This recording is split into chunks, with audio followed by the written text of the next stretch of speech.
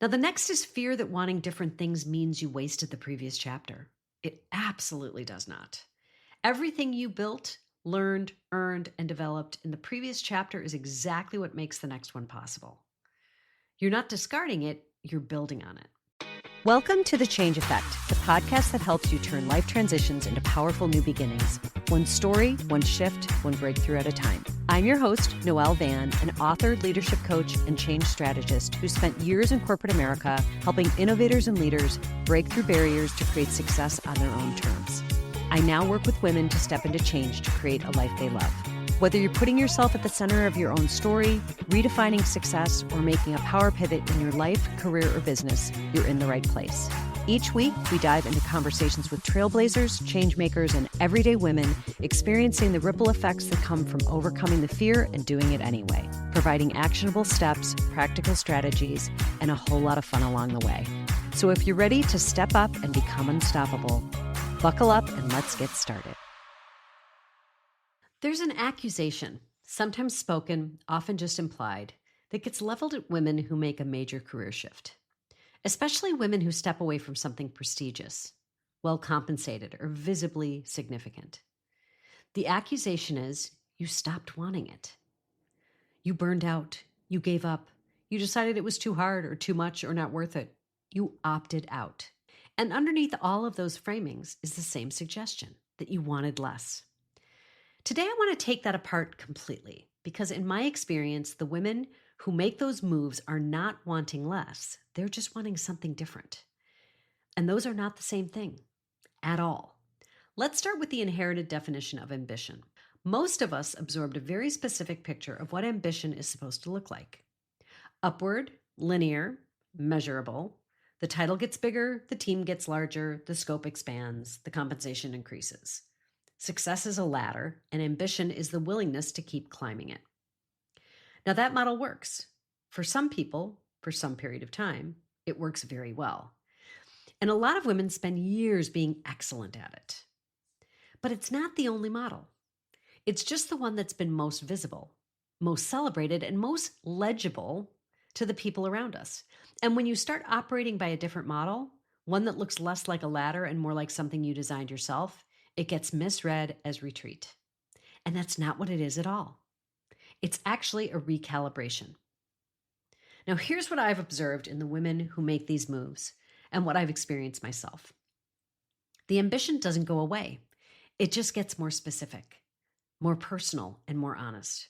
When you've spent years inside someone else's structure, working toward metrics that were set up for you, building toward outcomes that were defined by the organization, you accumulate clarity about what actually matters to you.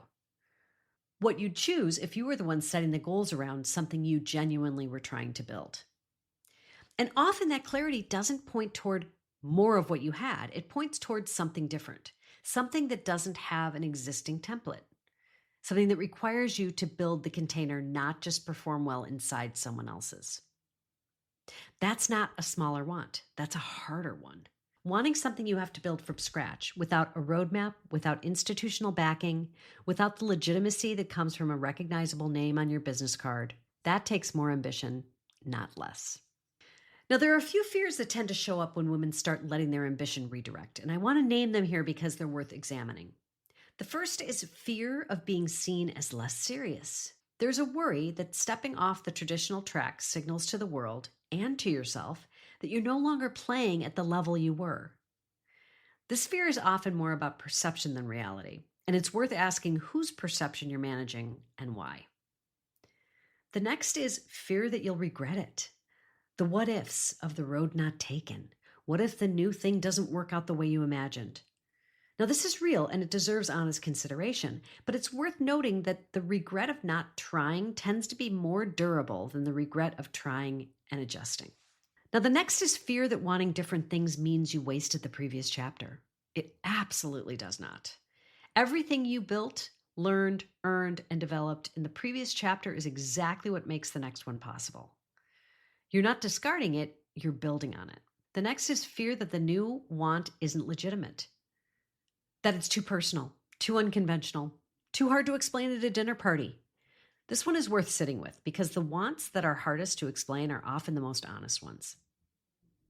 Now, here's the part that takes the most courage and the most honesty. You have to be willing to say clearly to yourself first what you actually want now. Not what you're supposed to want, not what made sense 5 years ago, not what would be the most explainable version of your ambition, what you actually want. That might be autonomy, creative control, work that's entirely yours, a specific problem you want to spend the next decade solving, a life that has more spaciousness in it than the previous one, or a business that reflects your actual goals rather than someone else's.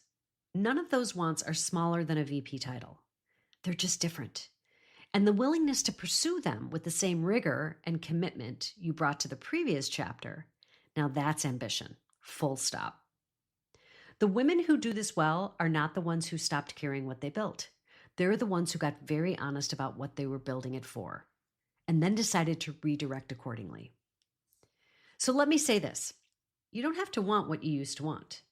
You don't have to want what other people think you should want. And you don't owe anyone a particular explanation of your shape of ambition. What you do owe yourself is honesty about what you actually want now, and the willingness to go after it as hard as you went after everything else. That's what it means to create your own definition of success, by choosing something that's completely your own. Now, I'm including an exercise in the show notes called the Ambition Audit for those of you who want to go deeper on this. That's it for now. Until next time. Thank you for listening to The Change Effect.